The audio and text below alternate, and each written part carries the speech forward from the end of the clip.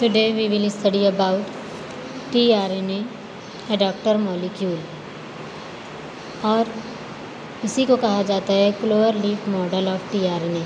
जो पुराने सिलेबस में, इसके पहले के सिलेबस में था, उसमें इस हेडिंग से था clover leaf model of tRNA। अब आपके सिलेबस में हेडिंग है tRNA अडेप्टर मॉलिक्यूल। अब इसको अडेप्टर मॉलिक्यूल क्यों कहते हैं?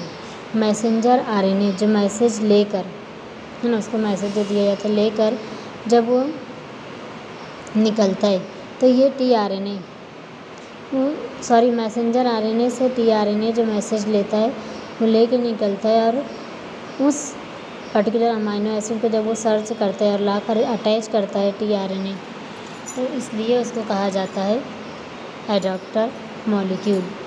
क्या कर रहा है tRNA? कॉम्प्लीमेंट्री कोडॉन जो उसके हैं, कॉम्प्लीमेंट्री बेस पेयरिंग जो है मैसेंजर आरएनए के ऊपर क्या होता है, एक कोड होता है 3 नाइट्रोजनस बेस का एक कोड होता है जो एक पर्टिकुलर अमाइनो एसिड को बनाना रहता है। ये कोड उसको कहाँ से मिला है? इसको न्यूक्लियस से मिला है, डीएनए से कॉपीराइट हुआ है मैसेंजर आरएनए। तो उस मैसेंजर आरएनए से वो कॉम्प्लीमेंट्री कोडॉन वो देख लेता है, एंटी कोडॉन है, इसके एंटी कोडॉन लूप पे होते हैं, उससे वो राइट पढ़ता है और वहाँ से तो निकल के साइटोप्लाज्म में जाकर सर्च करता है वो पर्टिकुलर अमाइनो एसिड और इसको लाकर अटैच करता है।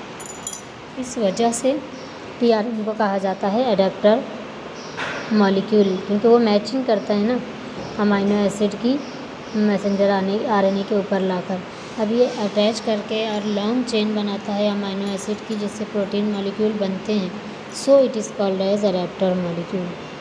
समझ में आया?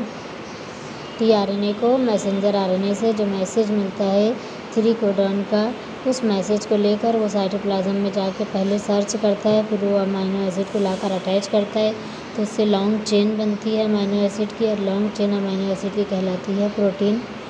सो tRNA is called as adapter molecule. अभी पूरा प्रोसेस कैसे होता है, ये tRNA का स्ट्रक्चर है, सिंगल स्ट्रैंडेड है, लेकिन ये मेनी टाइम्स फोल्ड होता है। जहाँ फोल्डिंग होती है वहाँ पेयरिंग होती है, और फोल्डिंग इसकी ऐसी हुई है जिसमें 3 लूप्स बनते हैं, है ना, जिसमें ये सेंटर वाला लूप जो है ये एंटी कोडॉन लूप है। एंटी कोडॉन लूप में आप देखेंगे इसके सेंटर में ये एंटी कोडॉन है जो कहाँ अटैच होते हैं, ये स्ट्रेट मैसेंजर आरएनए है, उसके ऊपर अगर कोड है AUG, तो उस AUG का कॉम्प्लीमेंट्री वो क्या निकालेगा, A का U का A, तो UAC इसका कॉम्प्लीमेंट्री कोडॉन है जो एक पर्टिकुलर अमाइनो एसिड मेथियोनाइन बनाने के लिए है। ये स्टार्ट कोडॉन मैसेंजर आरएनए पे था। इस तरीके से फर्स्ट tRNA जब इससे ऐसे अटैच होता है आकर एंटी उसके कोड ओपन करता है, फिर साइटोप्लाज्म में जाता है, वहाँ से वो पर्टिकुलर अमाइनो एसिड सर्च करता है, ला के अटैच करता है। जब अमाइनो एसिड सिर्फ tRNA से अटैच होता है तो इसमें 2 यहाँ स्टेम जो है ओपन है, ओपन लूप्स होते हैं ना। इस ओपन लूप के ऊपर इस स्ट्रक्चर में अमाइनो एसिड जहाँ आकर अटैच होते हैं इसको कहते हैं अमाइनो एसिड अटैचमेंट साइट, है ना। ये ओपन साइट होती है, एक आर्म शॉर्ट होता है और दूसरा आर्म लॉन्ग होता है। तो इस लॉन्ग आर्म पे यहाँ पर आप देखेंगे फिक्स ट्रिपलेट कोडॉन होते हैं। वो फिक्स ट्रिपलेट कोडॉन कौन से होते हैं? वो कोडॉन है CCA, है ना। अब ये CCA कोडॉन जो है इसी को कहा जाता है कैरियर साइट। क्यों कैरियर साइट करते हैं? It carry the particular amino acid, वो अमाइनो एसिड इससे अटैच होते हैं उस पर्टिकुलर साइट पे अटैच होते हैं। इसका अपोजिट साइड ये एंटी कोडॉन लूप है ना। तो जब वो आरएनए उससे अटैच होता है तो इसको कहा जाता है tRNA कॉम्प्लेक्स, है ना। tRNA कॉम्प्लेक्स इसको कहा जाता है। फिर वो tRNA कॉम्प्लेक्स आकर वापस से इस राइबोसोम और मैसेंजर आरएनए जो राइबोसोम के ऊपर है और उसकी लार्ज सब यूनिट है वहाँ जाकर अटैच होता है, लाकर इस अमाइनो एसिड को यहाँ पर छोड़ के और चला जाता है। तो इस तरीके से एक tRNA स्पेसिफिक अमाइनो एसिड के लिए होता है, वो आकर रीड करते हैं कोड और वो अमाइनो एसिड लाकर अटैच करते जाते हैं। तो ये कहलाता है एडाप्टर मॉलिक्यूल, है ना। यहाँ पर वही दिया हुआ है, अपर पार्ट में जब 1 अमाइनो एसिड लाकर अटैच करता है tRNA कॉम्प्लेक्स बनता है, तो ये एडेप्टर मॉलिक्यूल कहलाता है। इसी तरीके से एक शॉर्ट पॉइंट यहाँ पर और दिया हुआ है रेगुलेशन ऑफ जीन एक्सप्रेशन। हालांकि आप ये पूरा प्रोटीन सिंथेसिस में स्टडी कर चुके हैं, लेकिन आपकी बुक में सेपरेट दिया जा रहा है, तो ये एक मरतबा और पढ़ लेते हैं। रेगुलेट करना यानी चलाना, मसलसल, है ना। एक्सप्रेशन यानी ज़ाहिर होना, यानी जो भी जीन है जब वो एक जनरेशन से दूसरी जनरेशन में ट्रांसफ़र होते हैं, जब वो एक्सप्रेस हो जाते हैं तो उनके कैरेक्टर्स दिखाई देते हैं, है ना।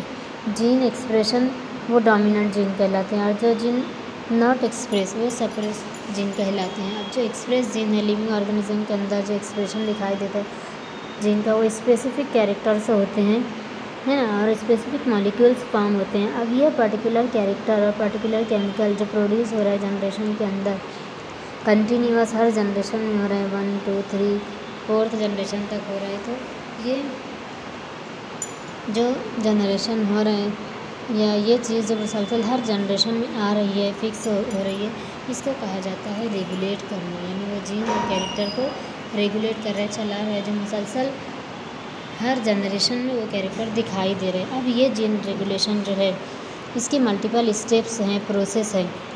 जैसे सबसे पहली है ट्रांसक्रिप्शन। ट्रांसक्रिप्शन यानी मैसेंजर आरएनए ट्रांसक्राइब होता है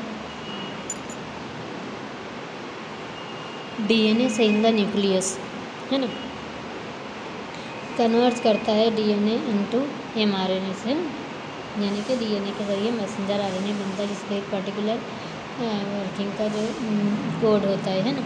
अब ये इसको करने वाला कौन है? डीएनए पॉलीमरेज है, ये एंजाइम रिस्पॉन्सिबल है डीएनए पॉलीमरेज जो ये काम करता है। अब वो मैसेंजर आरएनए उस वक्त मैसेंजर आरएनए रहता है, बल्कि उस वक्त वो क्या रहता है?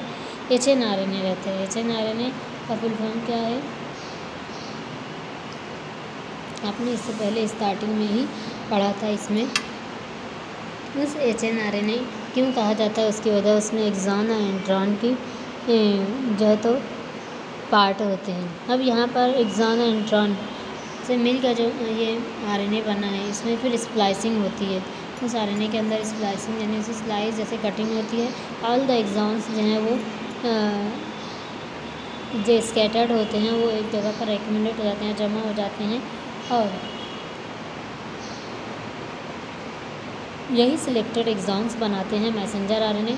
और जितना इंट्रॉन होता है वो सब डिसऑर्गेनाइज और डिजनरेट हो जाते हैं, साइटोप्लाज्म के अंदर ख़त्म हो जाते हैं। अब ये सिर्फ एक्सॉन वाला जो स्ट्रक्चर है ये कहलाता है मैसेंजर आरएनए। और ये मैसेंजर आरएनए फिर क्या करता है? ये मैसेज लेके जाता है। अब ये मैसेज ले जाता है तो कहाँ पर? Transfer to messenger RNA from nucleus to cytoplasm. Cytoplasm में आता है कहाँ से?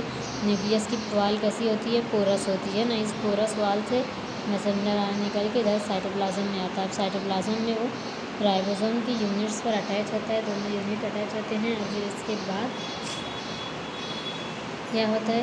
ट्रांसलेशन। कैसे होता है? फॉर्मेशन ऑफ प्रोटीन, है ना। कैसे ट्रांसलेशन होता है? वही जो पहले बताई, मैसेंजर आरएनए जो एमआरएनए पर टीआरएनए यहाँ पर अटैच होता है, रीड करता है उसके कोड, साइटोप्लाज्म में जाता है, वो पर्टिकुलर अमीनो एसिड सर्च करता है, लाकर अटैच करता है। जब उससे टीआरएनए से अमीनो एसिड अटैच होता है, टीआरएनए कॉम्प्लेक्स बनता है। वो टीआरएनए कॉम्प्लेक्स फिर आकर राइबोसोम यूनिट पर अटैच होता है, और ऐसे वहाँ पर राइबोसोम लाकर वो अटैच करते जाता है। लॉन्ग चेन बनती है किसकी?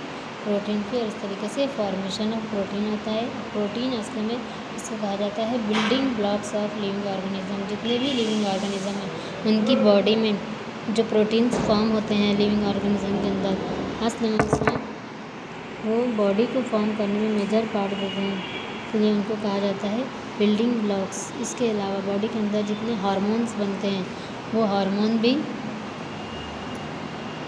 जो है तो प्रोटीन से ही बनते हैं, जो बहुत सारी वर्किंग के लिए रिस्पॉन्सिबल होते हैं। जब तक वो हार्मोन बॉडी में रिलीज़ नहीं होते हैं वो वर्किंग नहीं होती। ऐसे ही बहुत सारे एंजाइम्स होते हैं जो प्रोटीन से बनते हैं, है ना। बहुत सारे ऐसे प्रोटीन हैं जो एंजाइम कहलाते हैं। ये एंजाइम भी हर केमिकल रिएक्शन के लिए, हर वर्किंग के लिए रिस्पॉन्सिबल होते हैं। जब वो एंजाइम रिलीज़ होगा, एक्टिवेट होगा, उस वर्किंग को एक्टिवेट करेगा तो वहाँ पर फिर वो काम होगा। इस तरीके से ये प्रोटीन बॉडी के लिए बहुत ज़रूरी है। तो ये जीन जो होते हैं जब ये एक्सप्रेस करते हैं इस तरीके से इनका रेगुलेशन होता है, तो ये सारी बॉडी वर्किंग होती है। इसको कहा जाता है जीन रेगुलेशन और gene expression. Regulation of gene expression है, जब जीन एक्सप्रेस होते हैं तो फिर हर जनरेशन में कैरेक्टर्स आते हैं, उसको कहा जाता है जीन रेगुलेशन। यहाँ ये पॉइंट कंप्लीट होता है।